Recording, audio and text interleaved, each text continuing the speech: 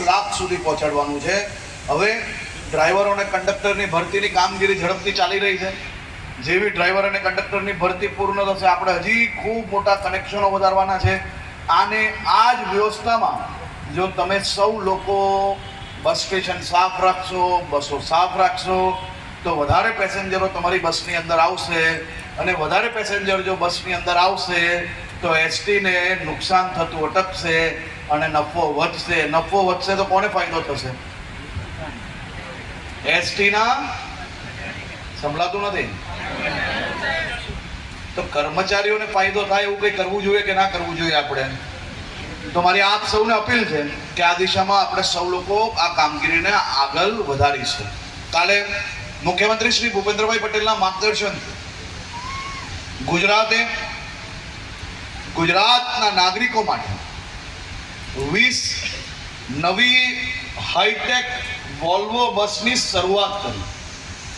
આ 20 નવી high tech Volvo બસની શરૂઆત આપણે કાલે ગાંધીનગર ખાતેથી કરી, જેમાં 8 બસ સુરત શહેરને ફાળવવામાં આવી છે, 8 બસ રાજકોટને ફાળવવામાં આવી છે અને 4 બસ વડોદરા શહેરને ફાળવવામાં આવી છે।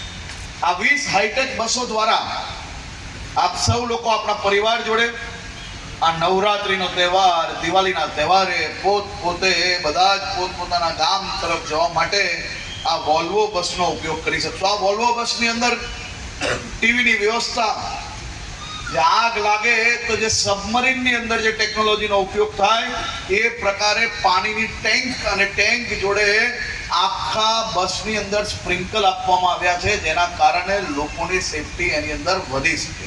માત્ર એટલું જ નહીં, બસોની આરામદાયક સીટો અને બસની અંદર સંપૂર્ણ જેટલી બી બારીઓ છે એ બારીની અંદર ઇમરજન્સી એક્ઝિટ આપવામાં આવી છે। હાઇડ્રોલિક બસ બનાવવાના કારણે કોઈ મારા ઉંમર લાયક બા જાય, ઘૂંટણમાં તકલીફ હોય તો ડ્રાઈવર એ બસને એકદમ નીચી કરી શકે, જેના કારણે એને પગથિયા ચડવામાં તકલીફ ના પડે। આ પ્રકારની બધી જ વ્યવસ્થાઓ રાજ્યના નાગરિકો માટે રાજ્ય સરકાર દ્વારા કરવામાં આવી છે। આ તો પેસેન્જરથી 30 લાખ પેસેન્જર સુધી પહોંચવાનું છે અને 30 લાખ પેસેન્જર સુધી પહોંચવા માટે વધુમાં વધુ ગામોના કનેક્શન અને વધુમાં વધુ સર્વિસીસના સંકલ્પ જોડે અમે લોકો કામગીરીને આગળ વધારીએ છીએ। આજની આ નવી વ્યવસ્થા બદલ એસટી પરિવારને હું ખૂબ ખૂબ અભિનંદન આપું છું। આખા એસટીની ટીમ દ્વારા જે પ્રકારે છેલ્લા અનેક વખતથી રાત દિવસ એક કરીને કામગીરી કરવામાં આવે છે તે બદલ બી હું આપ સૌને અભિનંદન આપું છું। આખો એસટી પરિવાર આ જ રીતે આપણે મજબૂતાઈથી, મક્કમતાથી અને સંકલ્પ લઈને આપણા પેસેન્જરને વધુમાં વધુ સેવા આપવા માટેની વ્યવસ્થાઓ આગળ વધારીએ।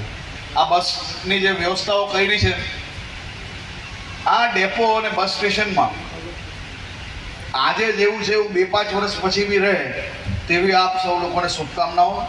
સૌ લોકોનો ખૂબ ખૂબ આભાર।